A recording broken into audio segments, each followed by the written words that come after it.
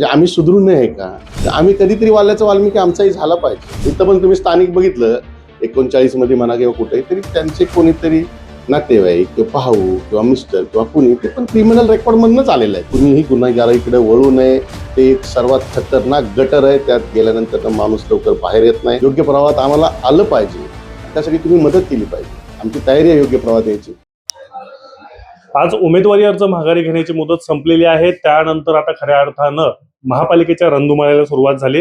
पुणे महापालिकेच्या रणांगणात एक नाव अधिक चर्चिलं जात आहे, ते म्हणजे बापू नायर यांचं. आणि ते चर्चिलं जाण्याचं कारण त्यांना उमेदवारी मिळाली उपमुख्यमंत्री अजित पवार यांच्या पक्षाकडून, आणि त्यांच्यावर शिक्का आहे तो कुख्यात गुंडाचा. नेमकं हे सर्व काय आहे, सगळ्या काय काय घडामोडी घडतायत आणि त्यावरून दादांनो होणारी टीका आणि त्यांची बाजू काय हे देखील जाणून घेणं महत्वाचं आहे. बाबू, तुमचं नाव आलं, तुमचा एबी फॉर्म दाखल झाला की बातम्या आला की कुख्यात गुंडाला राष्ट्रवादीने उमेदवारी दिली, काय वाटतं? पहिलं तर मी हे खोडून काढतो की राष्ट्रवादी पक्षाने मला ही उमेदवारी दिली. राष्ट्रवादी पक्षाचे जे आघाडीचे मित्र पक्ष आहे, RPI, सचिन खरात गट, ह्या गटाकडून मला ती उमेदवारी मिळालेली आहे. म्हणून की ते अजितदादांनी तिकीट दिलंय किंवा त्यांनी उमेदवारी दिली असं त्यांच्यावरती टीका करणं हे योग्य नाही, हे साफ चुकीचं आहे. म्हणजे घड्याळ चिन्ह आहे पण दादांनी उमेदवारी दिली नाही. कसं आहे, हे आघाडीमध्ये मित्रपक्ष असतात, त्यांच्याकडून त्यांना ठराविक जागा दिली जातात की ह्या भागात त्या भागात, अशी त्यांची जे की त्यांना वाटतं की ह्या भागात त्यांना जागा दे, तशी ती जागा मला मिळाली आहे. पण चिन्ह घड्याळ असलं तरी ती जागा सचिन खरात गटाची आहे.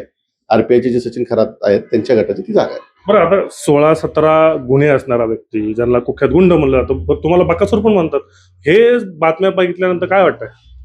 आता इथं तुम्ही बघितलं तर पुण्यातले 50% जेवढे नगरसेवक आहेत किंवा त्यांचे नातेवाईक आहेत त्यांच्यावर पण असे गुन्हे भरपूर आहेत. खून, खुनाचा खटला किंवा काय, किंवा आता उमेदवारी वेगवेगळ्या पक्षाने पण वेगवेगळ्या.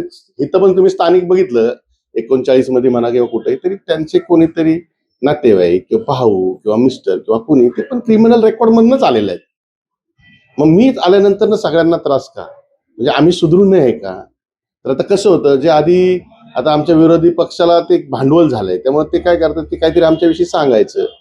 आम्ही कधीतरी वाल्याचा वाल्मिकी आमचाही झाला पाहिजे आणि आम्ही ते करून दाखवू.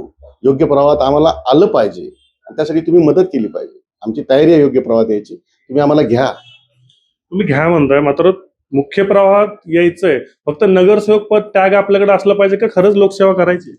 मुद्दा आहे की मला ना असं नगरसेवक झालं म्हणूनच हे होईल असा विषय नाही. मी निवडून येईल किंवा नाही हा नंतरचा मुद्दा राहिला.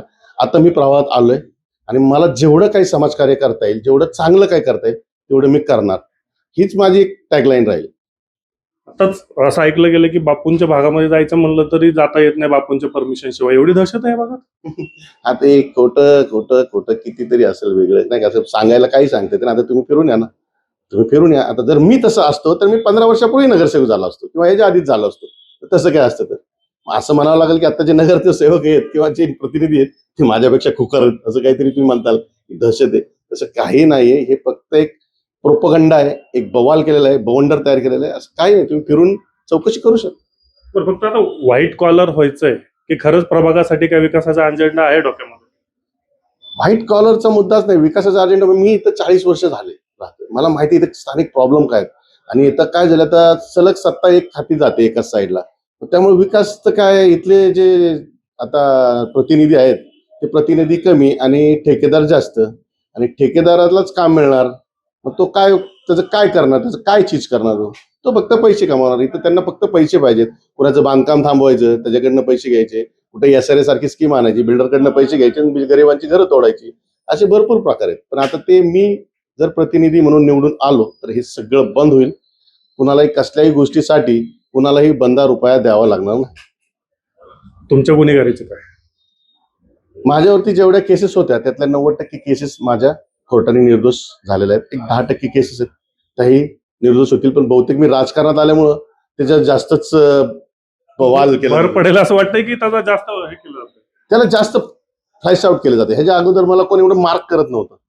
पण आज मी स्वतःला बदलायचं किंवा मुख्य प्रवाहात यायचं म्हटलं म्हणून आज मला जास्त बवाल, असं मोठं बकासूर वगैरे असं काहीतरी करून माझी प्रतिमा जास्तच मलिन करायचंच विरोधकांचं काम चालू आहे. पण हरकत नाही, मी या सगळ्या गोष्टीला तोंड देऊन नक्कीच यातून बाहेर निघेल. वाल्याचा वाल्मिकी होईल का?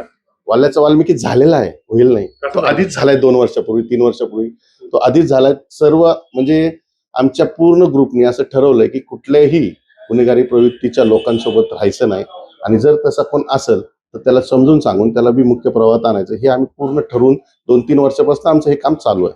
बरं तर काय आहे, तुमच्या सगळे रील्स तुमच्या सगळ्या गोष्टी बघून पोरं जी नवीन पोरं आहेत ते गुन्हेगारीकडे जातात. काय त्यांच्याबद्दल काय बोलणार? माझं तर असं म्हणणं आहे की हे जे नवीन 21, 21, 22 वर्षाची जी मुलं आहेत यांनी नक्कीच माझी बाईट बघावी. कुणीही गुन्हेगारीकडे वळू नये. ते एक सर्वात खतरनाक गटर आहे. त्यात गेल्यानंतर माणूस लवकर बाहेर येत नाही. तुम्ही दुसरे मार्ग निवडा, नोकरी करा, रोजगार शोधा किंवा चांगले मित्र करा की त्यांच्या अनुषंगाने तुम्ही काहीतरी नवीन करू शकाल. पण गुन्हेगारीकडे वळू नका. तो मार्ग चुकीचा आहे. तुम्ही योग्य प्रवाहात राहा. बरं, शेवटचा प्रश्न. ह्या भागामध्ये तुम्हाला जर लोकांनी निवडून दिलं तर काय कामं पहिल्या प्राधान्याने करणार? ह्या भागामध्ये आता कसं आहे, मुख्य तर आहे ह्या इथे रोड, ट्रॅफिकची समस्या आहे, ड्रेनेज लाईनचा खूप मोठा प्रॉब्लेम, म्हणजे त्यात तर लोक म्हणजे खूप त्रस्त झालेत. अशा 4-5 गोष्टी आहेत त्या मी मुख्यतः पहिल्या सर्व क्लिअर करणार आहे. आणि त्यानंतर इथं जो गुन्हेगारी म्हणतात ना की या भागात खूप गुन्हेगारी आहे, ती मी क्लीन करेल, पूर्ण क्लीन. म्हणजे इथं गुन्हेगारीचं जे मूळ आहे ना, ज्याच्यामुळे गुन्हेगारी वाढले किंवा लोक गुन्हेगारीकडे प्रवृत्त होतात, त्या गोष्टीलाच मी संपवून टाकेल. खूप खूप धन्यवाद. तर हे होते बापू नायर, ज्यांनी म्हटलेलं आहे की बाबा मी जरी गुन्हेगारीतून आलेलो असो, मात्र आता मला वाल्याचं वाल्मिकी व्हायचंय, लोकांसाठी काम करायचंय. आणि ह्यातला एक महत्वाचा मुद्दा असा आहे की जे आज लहान मुलं आहेत, अल्पवयीन मुलं आहेत, जे गुंडगर्दीकडे जात आहेत, त्यांनी याकडे वळू नये हे देखील त्यांनी सांगितलेलं आहे.